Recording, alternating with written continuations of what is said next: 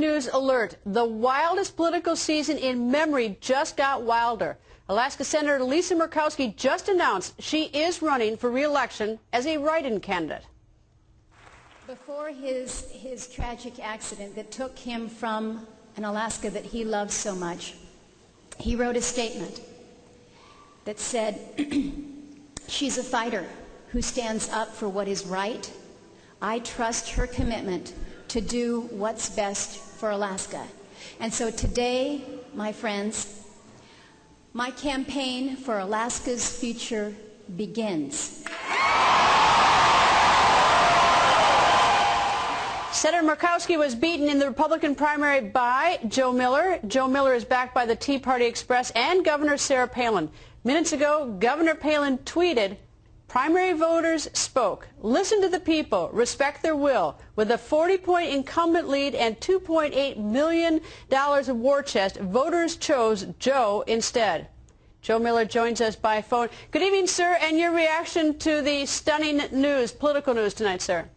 Well, Greta, it's stunning for a number of reasons. One, that she would quote the late Senator Stevens as basically endorsing her write-in candidacy. And yet he said at the Lincoln Day dinner in Anchorage, and this is a quote directly from him, "I do hope that we can avoid electing people who would destroy another Republican in order to bring about personal success." This is a perfect example of what the late Senator Stevens warned against.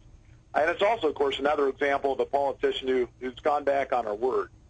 She said the Friday before the primary election that she would support the will of the electorate as demonstrated in the primary. And, of course, she's obviously not a person of character. Otherwise, she wouldn't be doing what she's doing, which is really disrespecting the will of the Alaskan voter. All right, when you won the primary on August 24th, did she call you, and what was that conversation like? And have you had any conversations since then? She did call me conceding, did not congratulate me, and then later left a fairly nasty voicemail on my phone. But that's the only contact that I've had with her. What's a fairly nasty voicemail? Oh, it was just, I don't want to go into the personal detail of it, but it was just inappropriate. And, I think that what this is about, it really is a character issue. It's an issue, I think, that is reflected in kind of the liberal approach, which is if you got power, you don't relinquish it. You keep it at all costs. And I think it's also reflective of, when, in her case, she has something by some calculations, $1.8 million in the bank. The people that gave her that money, first of all, it was mostly out of state. I think 90%, 88% over the last year came from out-of-state sources. But in addition to that, it was people that thought they were giving money to a Republican. And now she, like other liberals, she has somebody else's money, and she wants to spend it. And so that's what's going on in this write-in campaign. All right, I don't mean to harp on this, but just to be fair to her, your characterization is that it was a fairly nasty voicemail, if I got that correct. If you can at least just tell us the contents so that we can judge, so that we don't unfairly, maybe we disagree with you. Yeah, no, I think that when somebody accuses somebody of integrity and then they go back on their own word later, and that's what that was about. That's what that voicemail was about. We have characterized her record accurately in the primary. We'll continue to do that in the general election.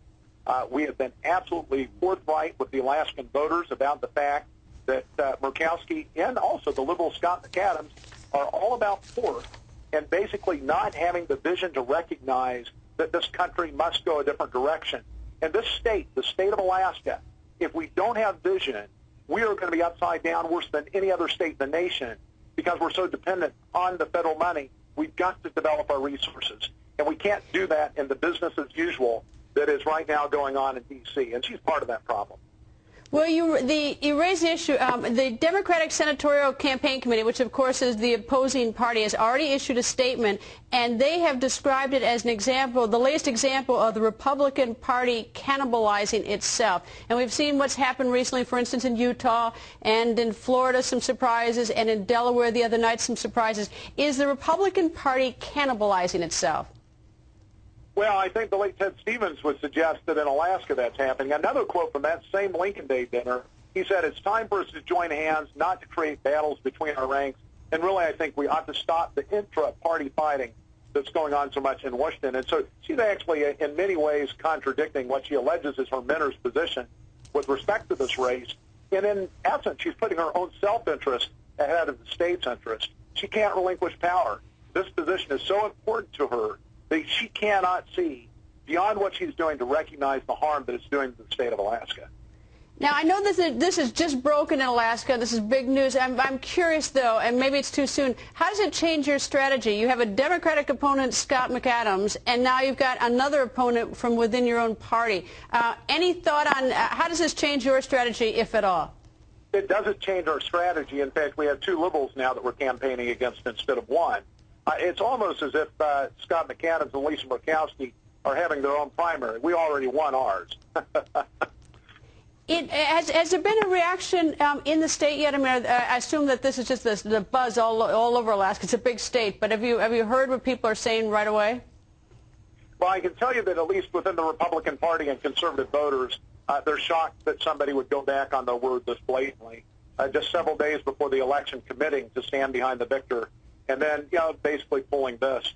It is a disrespectful move with respect to not acknowledging what the voters said in the primary. And that certainly is what we're hearing more than anything else. We've had a number of calls of people that have Murkowski signs. They want Joe Miller signs. They're very, very concerned that this is something that will put Alaska a step back when we had an opportunity to move the state forward so quickly.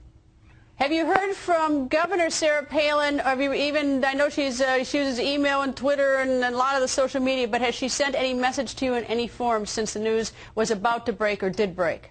I'm 1,700 emails behind, so she may have. It's been a 24-hour day for me, and it's been basically conference after conference and then interview after interview. So she may have. I've not talked to her though personally. Well, thank you for joining us, and especially it's a little notice. I hope you'll join us next week because this story is certainly not going away. Thank you, sir. Thank you, Greta.